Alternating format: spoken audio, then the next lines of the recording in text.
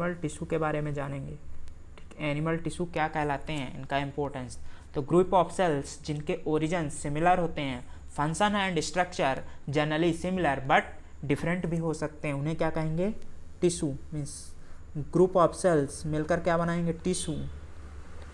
Tissue मिलकर क्या बनाएंगे, ऑर्गन। ऑर्गन मिलकर क्या बनाएंगे, ऑर्गन सिस्टम। क्या बनाएंगे, ऑर्गन सिस्टम। ठीक, एग्जाम्पल लेते हैं नर्व सेल का। किसका एग्जाम्पल लेते हैं, नर्व सेल का। नर्व सेल क्या कहलाते हैं, न्यूरॉन। न्यूरॉन मिलकर क्या बनाते हैं, nervous tissue. Nervous tissue. Nervous tissue मिलकर क्या बनाते हैं, nerve organ like brain, spinal cord. और नर्व ऑर्गन मिलकर क्या बनाते हैं, नर्वस सिस्टम। नर्वस सिस्टम जिसके 2 पार्ट होते हैं, central nervous system and peripheral nervous system. तो सेल जो होती हैं, सेल मिलकर क्या बनाएंगे, टिश्यू। टिश्यू मिलकर क्या बनाएंगे, ऑर्गन। ऑर्गन मिलकर ऑर्गन सिस्टम। अब बात करते हैं cellular level of body organization किस में प्रेजेंट होता है। तो cellular level of body organization जो होता है किस में प्रेजेंट होता है, पोरीफेरा में। Tissue level of body organization किस में प्रेजेंट होता है, सिलेंट्रेटा एंड टीनोफोरा में। सिलेंट्रेटा और टीनोफोरा में कैसा होता है, tissue level of body organization होता है। Organ level of body organization किस में होता है, प्लेटीहेल्मिन्थिस में।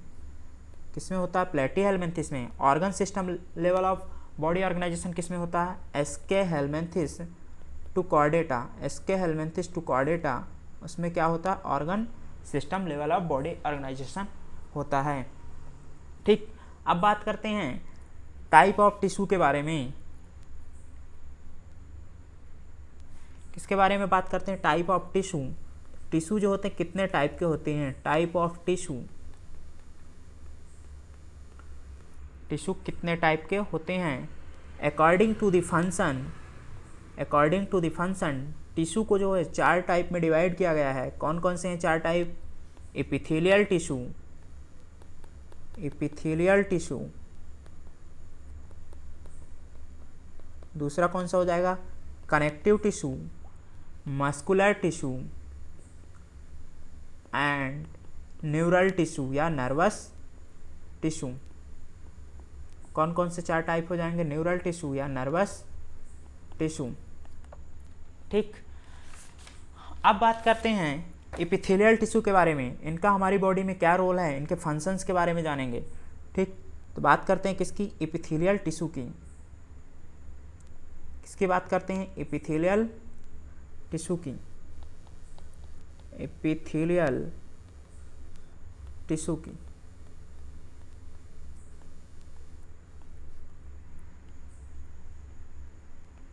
इपी मीन्स होता है अपॉन, थेलिया मीन्स होता है growth. Epi means upon, thelia means growth. किसके ऊपर ग्रोथ करता है एपिथेलियल टिश्यू, कनेक्टिव टिश्यू के ऊपर। क्यों ग्रोथ करता है, क्योंकि न्यूट्रिशन चाहिए। न्यूट्रिशन के लिए किस पर डिपेंडेंट रहता है, कनेक्टिव टिश्यू पर। क्यों डिपेंडेंट रहता है, क्योंकि इनके पास ब्लड सर्कुलेशन एब्सेंट होता है या ब्लड सप्लाई एब्सेंट होता है। ब्लड सप्लाई क्यों एब्सेंट होती है एपिथेलियल टिश्यू के पास, ब्लड सप्लाई इसलिए एब्सेंट होती है जनरली क्योंकि इसमें इंटरसेलुलर स्पेस बहुत कम होता है।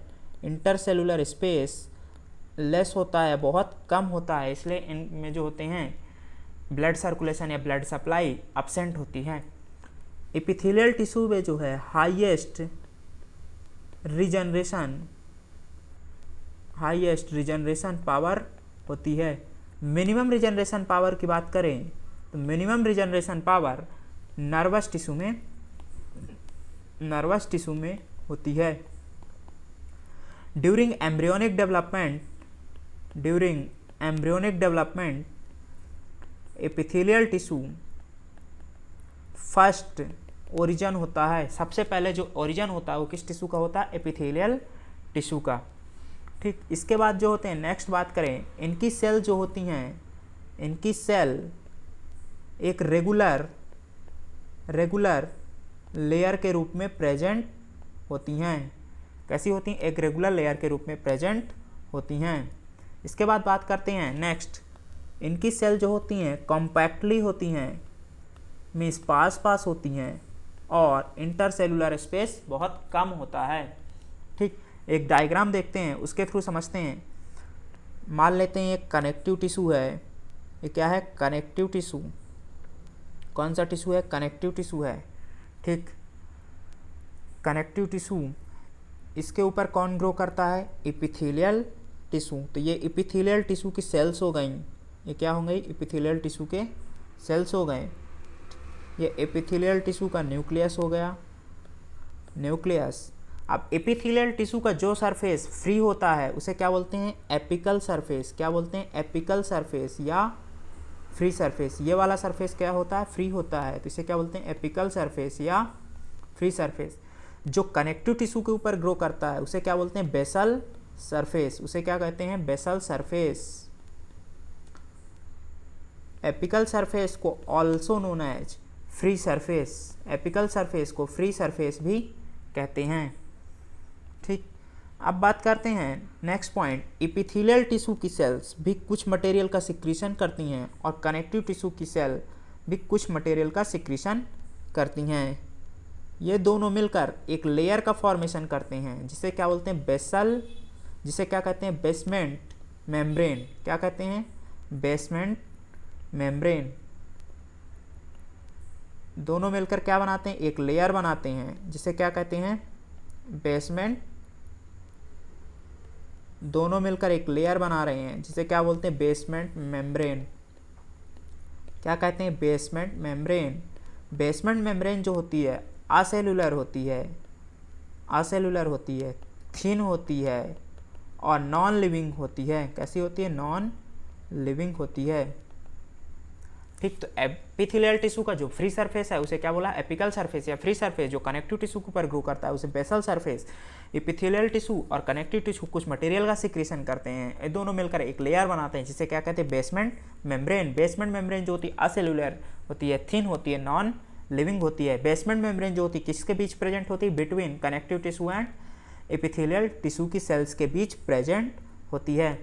जो फ्री सरफेस होता है एपिथेलियल टिश्यू का, जो फ्री सरफेस होता है एपिथेलियल टिश्यू का, जो फ्री सरफेस होता है, टिश्यू का फ्री सरफेस जो होता है या तो आउटसाइड द बॉडी एनवायरनमेंट होगा, आउटसाइड द एनवायरनमेंट, या फिर ये बॉडी कैविटी की लाइनिंग का फॉर्मेशन करेगा। किसका फॉर्मेशन करेगा? बॉडी कैविटी की लाइनिंग का फॉर्मेशन करता है। ठीक, तो एपिथेलियल टिश्यू की जो सरफेस फ्री होती है उसे क्या बोला? एपिकल सरफेस या फ्री सरफेस। जो कनेक्टिव टिश्यू के ऊपर ग्रो करता है उसे बेसल सरफेस। इन दोनों के बीच एक असेलुलर लेयर होती है उसे बेसमेंट मेम्ब्रेन कहते हैं। ये कैसी होती है? थिन होती है, नॉन लिविंग होती है। अब आगे चलते हैं, नेक्स्ट पॉइंट जानते हैं अपन किसके बारे में, जो होते हैं intercellular junction. Intercellular junction, junction के बारे में जानते हैं। तो इंटरसेलुलर जंक्शन क्या कहलाते हैं? सेल मेम्ब्रेन जो होती है मॉडिफाइड हो जाती हैं और क्या करती हैं? स्ट्रक्चरल एंड फंक्शनल जंक्शन का फॉर्मेशन करती हैं। मीन्स दो सेल मिलकर क्या बनाएंगी? जो होती हैं इंटरसेलुलर जंक्शन। दो सेल के बीच जंक्शन बनता है और मॉडिफाई होकर बनता है, इसलिए इसको क्या बोलते हैं? Intercellular junction. ठीक, तो अपन सारे 4 टाइप के जंक्शन पढ़ेंगे। इंटरडिजिटेशन, इंटरडिजिटेशन। दूसरा कौन सा हो जाएगा? डेस्मोजोम्स। दूसरा कौन सा हो जाएगा? डेस्मोजोम्स। तीसरा कौन सा हो जाएगा? Tight junction. और चौथा कौन सा हो जाएगा? Gap junction.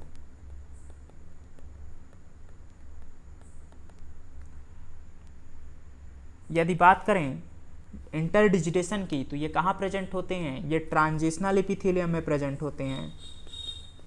इंटरडिजिटेशन की बात करें तो ये कहाँ प्रेजेंट होते हैं? ट्रांजिशनल एपिथेलियम में प्रेजेंट होते हैं। यदि डेस्मोजोम्स की बात करें तो ये स्ट्रैटिफाइड एपिथेलियम में प्रेजेंट होते हैं।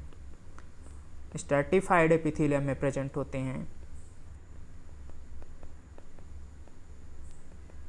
यदि टाइड जंक्शन की बात करें तो ये कहाँ प्रेजेंट होते हैं? मेनली कॉलमनर एपिथेलियम में। लोकेशन की बात करें कॉलमनर एपिथेलियम में प्रेजेंट होते हैं। यदि लोकेशन की बात करें तो क्या बनाते हैं? Blood brain barrier, blood brain barrier का फॉर्मेशन करते हैं।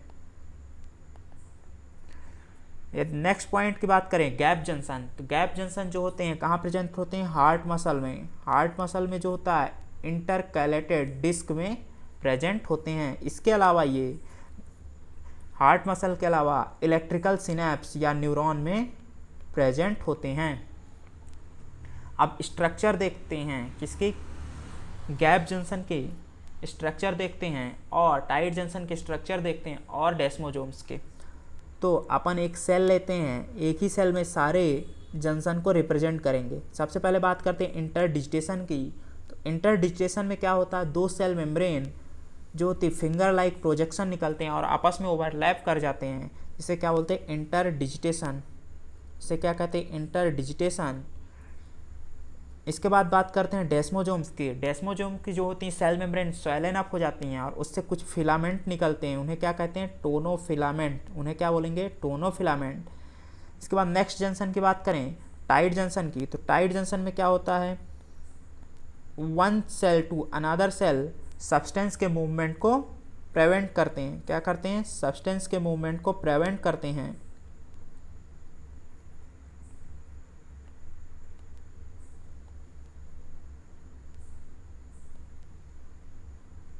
ये क्या हो गया, फिंगर लाइक प्रोजेक्शन निकल रहे हैं, इसलिए इसको क्या बोला है, फिंगर लाइक प्रोजेक्शन निकल रहे हैं, इसलिए इसको क्या बोला, इंटरडिजिटेशन। इंटरडिजिटेशन ये कहाँ प्रेजेंट होते हैं, ट्रांजिशनल एपिथेलियम में प्रेजेंट होते हैं। ठीक, इसके बाद जो बात करते हैं दो सेल मेम्ब्रेन आपस में स्वेलन अप हो जाती है, उसे क्या बोलते हैं, डेस्मोसोम्स। तो ये कौन सा जंक्शन है, डेस्मोसोम्स। इससे जो फिलामेंट निकलते हैं वो इंटरमीडिएट टाइप के होते हैं और उन केराटिन लाइक सब्सटेंस से बने होते हैं, उन्हें क्या बोलते हैं, टोनोफिलामेंट। उन्हें क्या बोलते हैं, टोनोफिलामेंट, केराटिन लाइक सब्सटेंस से बने होते हैं। इसके बाद बात करते हैं नेक्स्ट जंक्शन की। तो नेक्स्ट जंक्शन होता है टाइट जंक्शन। टाइट जंक्शन जो होता है one cell to another cell movement में हेल्प करता है। इसके बाद नेक्स्ट जंक्शन जो होते हैं गैप जंक्शन। क्या कहलाते हैं, गैप जंक्शन। गैप जंक्शन जो होते हैं कहाँ प्रेजेंट होते हैं, इंटरकैलेटेड डिस्क में, हार्ट मसल में और जो होते हैं इलेक्ट्रिकल सिनेप्स में। इसके बाद बात करते हैं modification of plasma membrane. Modification of plasma membrane.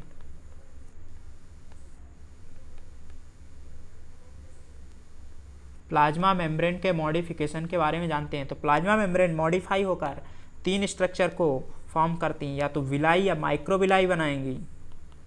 दूसरे स्ट्रक्चर कौन सी हो जाएंगी, सीलिया और काइनोसीलिया। और तीसरी स्ट्रक्चर जो होगी वो स्टीरियोसीलिया। कौन सी हो गई, स्टीरियोसीलिया। ठीक, सबसे पहले अपन किसके बारे में पढ़ने वाले हैं, सबसे पहले अपन पढ़ने वाले हैं माइक्रोविलाई के बारे में। किसके बारे में, माइक्रोविलाई के बारे में। तो माइक्रोविलाई किसका मॉडिफिकेशन है, प्लाज्मा मेम्ब्रेन का मॉडिफिकेशन है। ठीक, इनका फंक्शन क्या होता है, increase surface area for absorption. ये क्या करते हैं, अब्जॉर्प्शन के लिए सरफेस एरिया इंक्रीज करते हैं। इसके अलावा इनका जो होते हैं ये कैसे होते हैं, नॉन कॉन्ट्रैक्टाइल, मीन्स इसमें कॉन्ट्रैक्शन नहीं होता है, इमूवेबल होते हैं। कैसे होते हैं, इमूवेबल होते हैं, मूवमेंट नहीं होते हैं। ये कहाँ प्रेजेंट होते हैं, जहाँ हमारी बॉडी में अब्जॉर्प्शन होता है। तो फूड पार्टिकल का अब्जॉर्प्शन कहाँ होता है, इंटेस्टाइन में होता है। इसके अलावा नेफ्रॉन के पीसीटी वाले पार्ट में भी रीअब्जॉर्प्शन होता है। इसके अलावा वाटर का अब्जॉर्प्शन गॉल ब्लैडर में होता है, जहाँ पास बाइल का कंसंट्रेशन होता है, इंक्रीज किया जाता है, वहाँ पास क्या होता है, रीअब्जॉर्प्शन या अब्जॉर्प्शन होता है, इसलिए वहाँ पास क्या प्रेजेंट होते हैं, माइक्रोविलाई। इसके बाद बात करते हैं नेक्स्ट ऑफ सीलिया के बारे में। किसके बारे में बात करते हैं, सीलिया के बारे में। सीलिया क्या कहलाते हैं, ठीक, या काइनोसीलिया। तो ये कैसे प्रोसेस होते हैं, लॉन्ग प्रोसेस होते हैं। ठीक, इनका जो शेप होता है वो कैसा होता है, सिलेंड्रिकल होता है। कैसा होता है, सिलेंड्रिकल होता है। ठीक, ये मूवेबल होते हैं, मूवमेंट कर सकते हैं। ये कॉन्ट्रैक्टाइल होते हैं, ये किस में हेल्प करते हैं, यूनिडायरेक्शनल मूवमेंट में हेल्प करते हैं। इसमें जो मूवमेंट होती है यूनिडायरेक्शनल मूवमेंट होती है। ठीक, ये जनरली कहाँ प्रेजेंट होते हैं? Present at hollow organ. ये जनरली कहाँ प्रेजेंट होते हैं? हॉलो ऑर्गन में प्रेजेंट होते हैं। एग्जाम्पल की बात करें तो ये कहाँ होते हैं? एग्जाम्पल की बात करें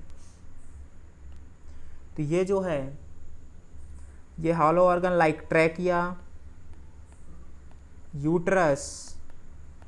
ट्रैकिया में डस्ट पार्टिकल को बाहर फेंकने में हेल्प करते हैं। यूट्रस में जो होते हैं ये क्या करते हैं? यूट्रस में स्पर्म एंड ओवम के मूवमेंट में हेल्प करते हैं। फैलोपियन ट्यूब में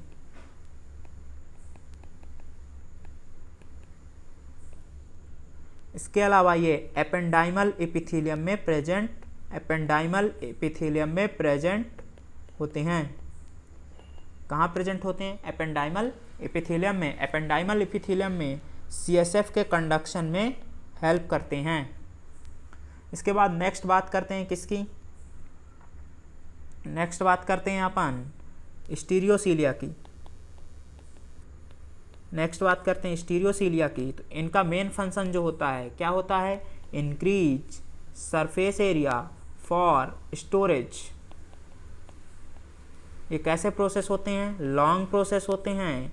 ये थिक होते हैं, रिजिड होते हैं। कैसे होते हैं? Thick, rigid and non contractile. कैसे होते हैं? Non contractile and immovable.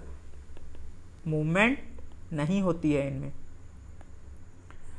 इनका फंक्शन क्या है? Increase surface area for storage. तो स्पर्म का स्टोरेज कहाँ होता है? या तो एपिडिडाइमिस में होगा या तो वासा डिफरेंस में होगा।